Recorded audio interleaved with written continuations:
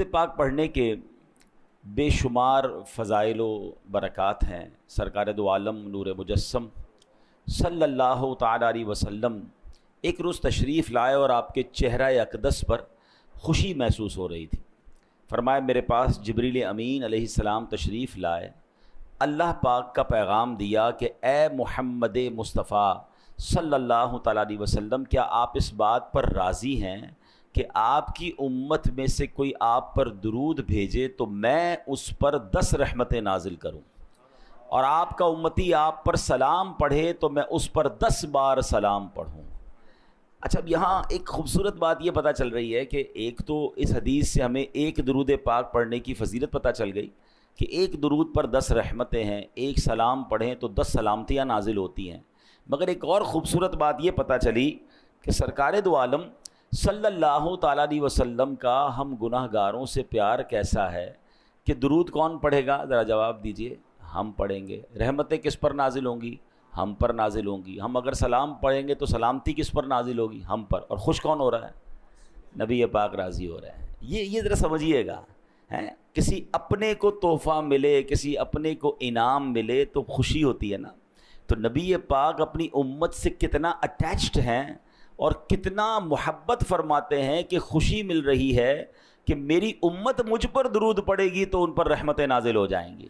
تو یہ پتہ چلنا چاہیے کہ سرکار دو عالم علیہ الصلوۃ والسلام ہماری نیکیوں سے، ہماری اچھی باتوں سے بھی راضی ہوتے ہیں کہ میری امت اچھے اعمال کر رہی ہے اور وہ جنت میں جائیں گے۔ تو ہمیں نبی پاک علیہ الصلوۃ والسلام کی رضا کے لیے بھی درود پاک بھی پڑھنا ہے، خوب نیکیاں بھی کرنی ہیں، اور اپنے آپ کو انشاءاللہ گناہوں سے محفوظ بھی رکھنا ہے۔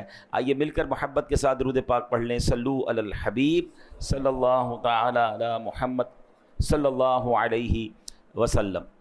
آج قرآن پاک کی کون سی آیت اور اس پر ہم جو گفتگو کریں گے، ہماری کوشش یہ ہوتی ہے کہ کچھ قرآن کی باتیں کی جائیں، کچھ قرآن سے میسج لیا جائے۔ تو آج قرآن مجید فرقان حمید کی آیت ہے۔ اللہ کریم قرآن میں ارشاد فرماتا ہے، پارہ نمبر 1 ہے، سورہ بقرہ ہے، اور آیت نمبر ہے 85۔ بسم اللہ الرحمن الرحیم۔ افتؤمنون ببعض الکتاب وتکفرون ببعض فما جزاء من يفعل ذلك منكم الا خزي في الحياة الدنيا ويوم القيامة يردون الى اشد العذاب وما الله بغافل عما تعملون۔ آسان ترجمہ قرآن کنز العرفان۔ تو کیا تم اللہ کے بعض احکامات کو مانتے ہو اور بعض سے انکار کرتے ہو؟ تو جو تم میں ایسا کرے اس کا بدلہ دنیاوی زندگی میں ذلت و رسوائی کے سوا اور کیا ہے، اور قیامت کے دن انہیں شدید ترین عذاب کی طرف لوٹایا جائے گا، اور اللہ تمہارے اعمال سے بے خبر نہیں ہے۔ اے میرے پیارے اسلامی بھائیوں، اس آیت میں جو ہمیں میسج دیا جا رہا ہے نا، وہ بڑا کمال کا میسج ہے۔ بیسیکلی شان نزول تو یہودیوں کے لیے تھا کہ ان سے اللہ کریم نے 3 باتوں کا تورات میں وعدہ لیا تھا۔ ایک دوسرے کو آپس میں قتل نہیں کرو گے، ایک دوسرے کو جلا وطن نہیں کرو گے، یعنی گھروں سے نہیں نکالو گے، تم میں سے کوئی شخص قید ہو جائے یا غلام بنا لیا جائے تو اسے خرید کر آزاد نہیں کرو گے۔ لیکن انہوں نے کیا کیا؟ 3 وعدوں میں سے 1-2 باتیں ماننا شروع کر دیں اور ایک اپنی مرضی سے قتل و غارت گری کرنے لگے۔ تو اب قرآن مجید فرقان حمید میں ان سے کیا کہا گیا؟ افتؤمنون ببعض الکتاب، تو کیا تم اللہ کے بعض احکام کو مانتے ہو؟ اور پھر کیا فرمایا؟ وَتَكْفُرُونَ بِبَعْضٍ، اور بعض سے انکار کرتے ہو، یعنی اپنی مرضی سے ایک حکم کو پک کر لیتے ہو، ایک کو چوز کر لیتے ہو، باقی چھوڑ دیتے ہو۔ اب جو یہ کرتا ہے تو پھر اس کے بارے میں اس کی سزا کیا بیان فرمائی قرآن نے؟ فَمَا جَزَاءُ مَن يَفْعَلُ ذَلِكَ مِنكُمْ، یعنی کیا جزا جو کرے یہ تم میں سے، فرمایا الا خزي فی الحیات الدنیا، مگر رسوائی دنیا کی زندگی میں، یہ دنیاوی سزا تھی۔ اب مزید فرمایا وَيَوْمَ الْقِيَامَةِ يُرَدُّونَ إِلَىٰ أَشَدِّ الْعَذَابِ، اور قیامت کے دن انہیں شدید ترین عذاب کی طرف لوٹایا جائے گا۔ یعنی جو اپنی مرضی کا حکم مان لے، باقی کا انکار کرے، اسے 2 سزائیں ملیں گی، دنیا میں بھی سزا ملے گی اور آخرت کا شدید عذاب بھی ملے گا۔ وَمَا اللَّهُ بِغَافِلٍ عَمَّا تَعْمَلُونَ، اور اللہ تمہارے اعمال سے بے خبر نہیں ہے۔ تو اے میرے پیارے اسلامی بھائیوں، یہاں ایک بڑا واضح قرآن کا میسج ہے۔ یقیناً یہ ان لوگوں سے فرمایا گیا، مگر یہ حکم ہم سب کے لیے بھی ہے کہ قرآن کے کچھ احکام، شریعت کے کچھ احکام مان لیے اور کچھ کو رد کر دیا۔ ہے, کسی کا انکار کر دیا, فرمایا پھر اس کے لیے شدید ترین عذاب ہے دنیا میں بھی اور آخرت میں بھی. اب اس واقعے میں ہمیں ایک اور بات یہ سیکھنے کو مل رہی ہے کہ ظلم بھی حرام ہے اور ظلم پر مدد کرنا بھی حرام ہے. یہ اوس و خزرج اور یہ اس زمانے کے جو قبیلے تھے جو آپس میں لڑتے تھے اور ظالموں کی مدد کرتے تھے, ان پر یہ آیت جو نازل ہوئی, اس سے ہمیں کیا میسج ملا کہ ہمارے یہاں بھی ہمیں ظلم کی طرفداری نہیں کرنی ہے, ظلم کرنا بھی نہیں ہے اور ظالموں کا ساتھ بھی نہیں دینا ہے. اب ہمارے یہاں کس انداز سے طرفداری ہو رہی ہوتی ہے, اب ذرا میں کچھ مثالوں کے ذریعے سمجھاتا ہوں کہ ہمارے یہاں کچھ لوگ جان رہے ہوتے ہیں, میرا چاچا ہے, میرا تایا ہے, چھوٹا بھائی ہے یا بڑا بھائی ہے, رشتہ دار ہے, پتہ ہے غلط کر رہا ہے, مگر چونکہ اپنا ہے اب اس کی طرفداری کر رہے ہوں گے. ٹھیک ہے, اگر خدا نہ خواستہ ہمارے بولنے کے سبب لڑائی جھگڑے ہو سکتے ہیں, خاندان کے حالات بگڑ سکتے ہیں, تو ہمیں خاموشی اختیار کرنی چاہیے, لیکن جھوٹ اور اس کی طرفداری نہیں کرنی چاہیے کہ یار میرا گرائی ہے تو میرے محلے کا ہے تو ہمارے قبیلے کا ہے, اگر اس کا جھگڑا ہو گیا ہے یا وہ کسی کے ساتھ زیادتی کر رہا ہے اور آپ کو بٹھا رہا ہے ساتھ کہ بھائی آپ بتاؤ میں غلط ہوں کہ صحیح ہوں, بھائی دو چیزیں ہیں, یا تو آپ کو لگتا ہے میں غلط کہوں گا تو لڑائی اور بڑھ جائے گی, یہ مجھ سے بھی لڑے گا, تو آپ خاموش ہو جائیں, مگر یہ نہ کہے کہ ہاں تم صحیح ہو, بھائی یہ میرا رشتہ دار بالکل ٹھیک کہہ رہا ہے. آپ کو فیصلہ انصاف کا کرنا ہے, آپ کو طرفداری ظالم کی نہیں کرنی ہے, کیونکہ یہی وہ غلطی ہے کہ کچھ قرآن کے احکام کو مان رہے ہیں اور کچھ جناب چھوڑ رہے ہیں. آگے سنیے, اب پارٹنر ہوتے ہیں دو, مل کر کام کر رہے ہیں, ہمیں پتہ ہے یار یہ پارٹنر ہے میرا, مگر یہ سامنے والے گاہک سے بات ٹھیک نہیں کر رہا ہے, یہ جھوٹ بول رہا ہے, یہ جھوٹ بول کے سودا بیچ رہا ہے اور اس نے ابھی سود پہ پیسے لیے ہیں یا فلاں غلط کام کیا ہے. ہم کہتے ہیں یار اب اس کی غلط اس کو کہیں گے تو کمپنی بیٹھ جائے گی, بیچتا تو مال بڑا اچھا ہے, جھوٹ بول کے بیچ تو آتا ہے, سودا سب سے اچھا بیچتا ہے جناب, کاروبار اس کو سمجھ بڑی ہے, کچھ بھی کر کے آئٹم بیچ کے آ جاتا ہے. اگر میں اس کا پارٹنر ہوں اور میں خاموش ہوں اور میں بلکہ طرفداری کر رہا ہوں, تو پھر آپ سوچیں کہ ہم کیا کر رہے ہیں. ہاں, ہمیں ایسے یا تو پارٹنر رکھنے نہیں چاہیے جو حرام کما رہے ہیں, کیونکہ قیامت کے دن ہم اگر اس کے پارٹنر ہیں تو اس کے حرام کاموں کا جواب بھی دینا پڑ جائے گا نا. ہیں بہت سارے شیئر کمپنی کے کاروبار کو جو علماء منع کرتے ہیں, اس کی ایک بڑی وجہ علماء یہ بیان کرتے ہیں کہ آپ جناب اس کمپنی میں ایک طرح سے پارٹنر بن جاتے ہیں. آپ کو کیا پتا اس کمپنی میں کیا کیا حرام ہو رہا ہے, اس کی بڑی تفصیل ہے. میں نہیں کہہ رہا سارا کام غلط یا سارا کام صحیح, آپ کسی صحیح عالم دین مفتی کے ساتھ بیٹھے تو صحیح. پارٹنر بننا آسان نہیں ہے کسی کا. اب اگر آپ کسی بھی چیز کے پارٹنر ہیں تو اس کے اچھے کے بھی پارٹنر ہیں, اس کے برے کے بھی پارٹنر بن گیا. تو یہ سوچنا ہوگا کہ کہیں میں غلط کام کی طرف تو نہیں جا رہا. اسی طرح لوگ معاذ اللہ آج کل کیا ہوتا ہے, کچہریوں میں جھوٹی گواہیاں دے رہے ہیں. اللہ اکبر, حالانکہ معلوم ہے کہ جھوٹی گواہی دے رہا ہوں, ظلم ہو رہا ہے, مگر کہیں یہ ایسا نہ ہو کہ کسی مظلوم کے ساتھ برا ہو جائے اور کسی ظالم کا فائدہ ہو جائے, تو پھر دنیا اور آخرت کے شدید عذاب کے لیے تیار رہیے. ایک بات یاد رکھیے کہ آپ کی لکھت سے, آپ کے کالم سے, آپ کی صحافت کی آواز سے, یا اگر آپ وکیل ہیں تو آپ کیس لیتے وقت بھی یہ دیکھیں, وکیلوں کو پتہ ہوتا ہے کہ میں جس کا کیس لے رہا ہوں یہ ظالم ہے یا مظلوم ہے, مگر اگر پیسے اچھے ملتے ہیں, اگر نام ہو رہا ہے, اگر شہرت ہو رہی ہے, تو کہتے ہیں یار ہمیں تو اپنے کیس سے مطلب ہے نا. تو کیا آپ قتل کرنے والے کو جو ہے وہ بے قصور ثابت کریں گے؟ آپ یہاں تو تھوڑے پیسے کما لیں گے, ہو سکتا ہے قانون کو ڈاج دے کے کیس بھی جیت لیں, اللہ کی بارگاہ میں کیا جواب دیں گے؟ کبھی بھی ظالم کا ساتھ نہیں دینا ہے, کبھی جھوٹی گواہی نہیں دینی ہے. دو باتیں ہیں, شریعت کہتی ہے اگر آپ ظلم کے خلاف آواز نہیں اٹھا سکتے تو کم از کم ساتھ تو نہ دینا ہے, آپ خاموش ہو کے سائڈ پہ ہو جائیں. لیکن یہ ہونا ضروری, اور جو ماشاءاللہ کہتے ہیں نا حسینی قافلے کے سپاہی ہوتے ہیں وہ تو ظلم کے خلاف کھڑے ہو جاتے ہیں, اور پھر کھڑے ہوتے ہیں, نقصان ہوتا ہے تو نقصان سے ڈرتے نہیں. بہرحال میرے پیارے اسلامی بھائیوں, ہم نے یہ بات سمجھنی ہے. اب آج کل ہمارے معاشرے میں ایک اور بڑا فتنہ آیا ہے, اور وہ کیا ہے؟ آدھی جہالت ہے. کیونکہ قرآن نے بڑا پیارا حکم دیا ہے, افتؤمنون ببعض الکتاب وتکفرون ببعض, تو کیا تم اللہ کے بعض احکام کو مانتے ہو اور بعض سے انکار کرتے ہو؟ تو اب ہوا کیا ہے, ایک بات یاد رکھیے گا, آدھا جاہل جو ہوتا ہے وہ بہت خطرناک ہوتا ہے.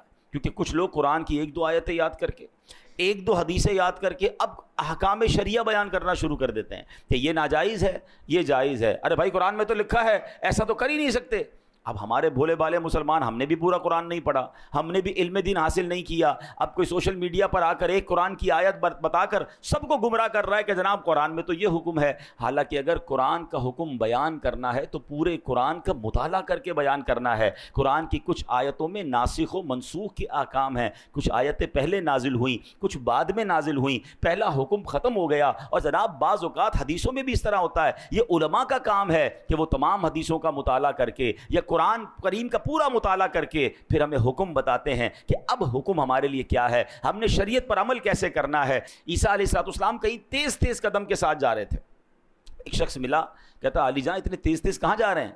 تو کہا میں نے ایک بے وقوف کو دیکھ لیا ہے، اس سے دور بھاگ رہا ہوں۔ عرض کیا علی جان آپ تو بڑے شاندار شخصیت والے ہیں، بڑی شان والے ہیں، آپ تو مردے زندہ کر لیا کرتے ہیں۔ آپ نے بڑا خوبصورت جملہ فرمایا مردے زندہ کرنا آسان ہے، بے وقوف کو سمجھانا انتہائی مشکل ہے۔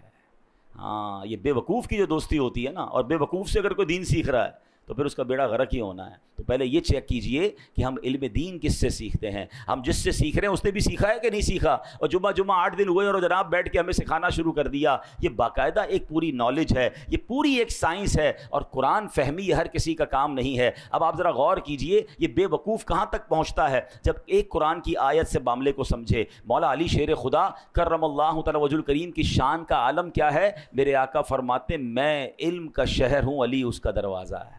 مولا علی وہ ہیں، نبی پاک کی حدیث میں آتا ہے کہ علی کے چہرے کو دیکھنا عبادت ہے۔ سبحان اللہ، شیر خدا کے علم دین کا اور قرآن فہمی کا عالم یہ ہے کہ آپ فرماتے اگر میں سورہ فاتحہ کی تفسیر لکھنا شروع کروں تو اتنی کتابیں لکھ دوں کہ 70 اونٹ ان کتابوں کے بوجھ سے دب جائیں، اتنی ایک سورہ فاتحہ کی تفسیر۔ اب آپ سوچیں کہ مولا علی کے قرآن فہمی کا عالم کیا ہوگا۔ مگر آپ کے دور میں ایک فرقہ نکلا جس کا نام تھا خارجی فرقہ، اس نے پتہ ہے مولا علی پر کفر کا فتویٰ لگا دیا۔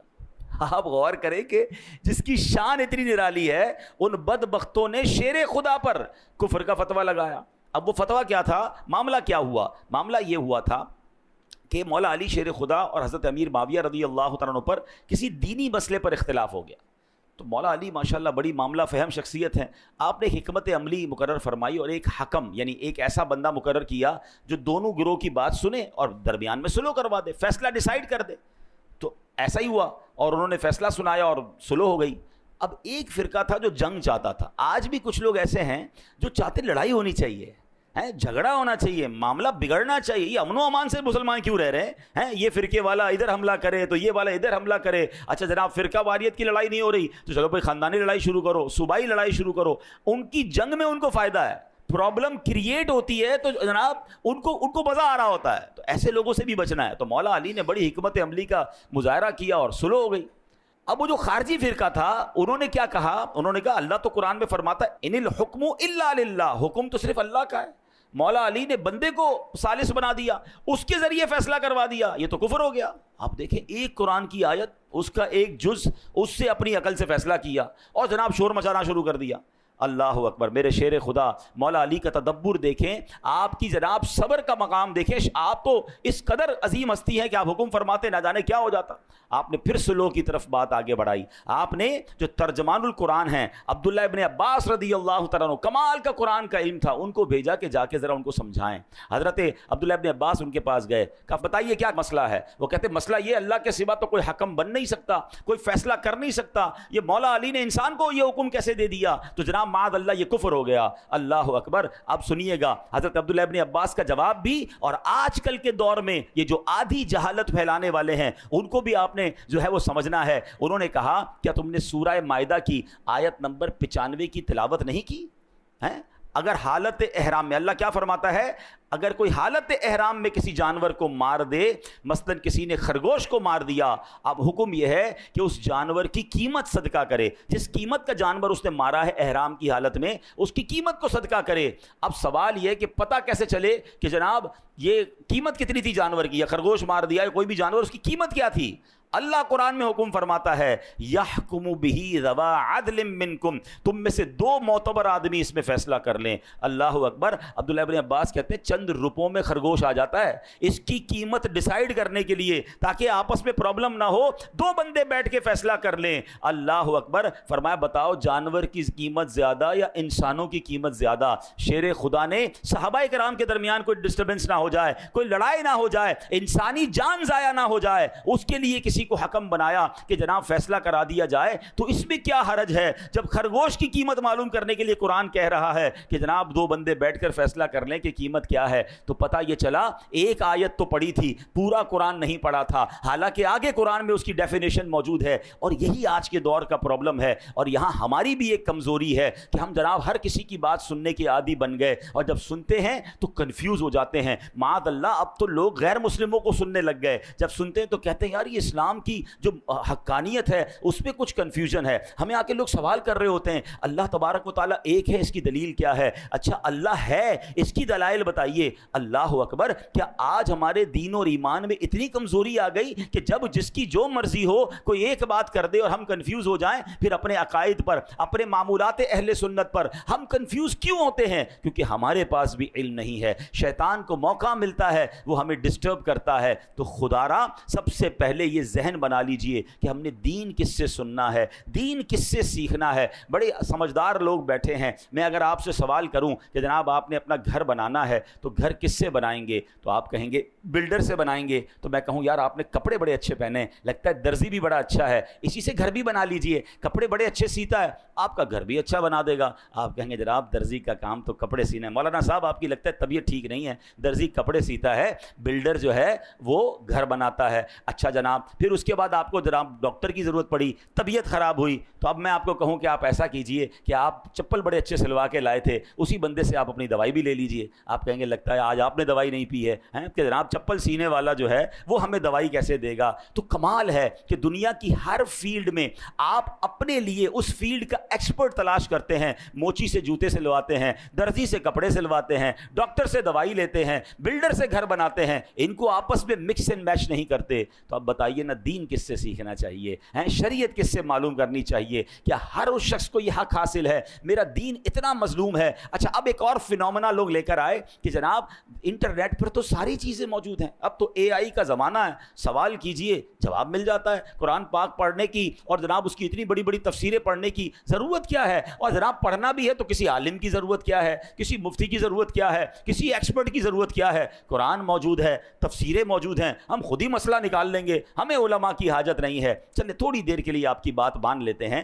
کہ جناب کتاب سے پراپر علم مل جاتا ہے، ٹھیک ہے، کتاب میں سب چیزیں موجود ہیں۔ چلے اب میں آپ ہی کی بات آپ کی طرف دوبارہ بڑھاتا ہوں، اللہ نہ کرے آپ میں سے کسی کو کوئی پرابلم ہو جائے یا آپ کے گھر میں کسی کا آپریشن ریکوائرڈ ہو، تو جناب آپ بھی کتاب اٹھائیے کہ ٹانگ کا آپریشن کیسے ہوگا۔ بلکہ اب صرف کتاب نہیں ہے، یوٹیوب پر تو ٹیوٹوریل موجود ہے نا، ویڈیو بھی موجود ہے کہ یہ والا آپریشن کیسے ہوگا۔ تھوڑا مزید سوال اے آئی سے کر لیجئے کہ کون سا چاقو استعمال کروں، کون سی چھری استعمال کروں، پہلا کٹ کدھر لگاؤں، دو چار دوست جمع ہو جائیں اور ٹانگ کا آپریشن گھر میں کر لیجئے، 2-4 لاکھ روپے بھی بچ جائیں گے۔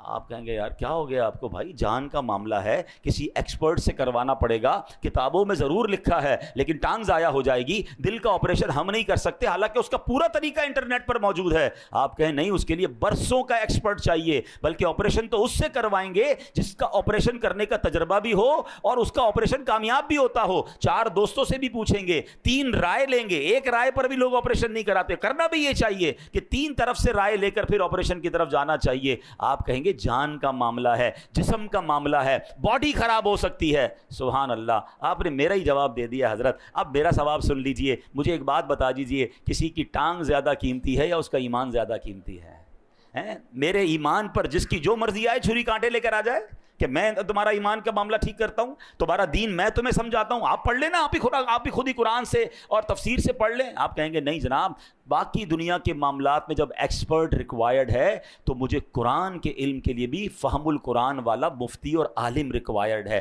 برسوں جس نے پڑھا ہو، جس کی جناب تفسیر پر نظر ہو، جس کی عقائد مضبوط ہوں۔ ارے وہ خود اگر سچا نہیں ہے تو مجھے کیا دین سکھائے گا؟ تو اے میرے پیارے اسلامی بھائیوں، اے بھولے بھالے مسلمانوں، خدا را اپنی زندگی کا یہ آپ ذہن بنائیے کہ سب سے قیمتی سرمایہ تو ایمان ہے، اور ایمان کے معاملات میں، دین کے معاملات میں میں نے کسی ایکسپرٹ سے سے, کسی صحیح العقیدہ مفتی سے اور عالم دین سے انشاءاللہ دین پڑھنا بھی ہے, سیکھنا بھی ہے, اور آدھی جہالت سے بچنا ہے. جب آپ قرآن پورا پڑھتے ہیں کبھی بھی کوئی ایک آیت سن کر, ایک حدیث سن کر کنفیوز نہ ہو جایا کریں, کسی عالم دین سے رابطہ کریں, وہ آپ کو بتائے گا کہ یہ آیت کے بعد یہ بھی تو آیت موجود ہے, یہ حدیث کے بعد یہ بھی تو حدیث موجود ہے, اور وہ ان دونوں کو سامنے رکھ کے جب آپ کو جواب دیں گے تو آپ کا ایمان تازہ ہو جائے گا. اللہ کریم ہمیں شریعت کے احکام کو صحیح طریقے سے عمل کرنے کی توفیق عطا فرمائے. اب یہاں پر میں چلیں ایک آیت اس لیے بتا دیتا ہوں کہ اس میں ہمارا انشاءاللہ آج کا ایک موضوع بھی ہے, وہ بھی کور ہو جائے گا. کہ اب جناب قرآن کی ایک آیت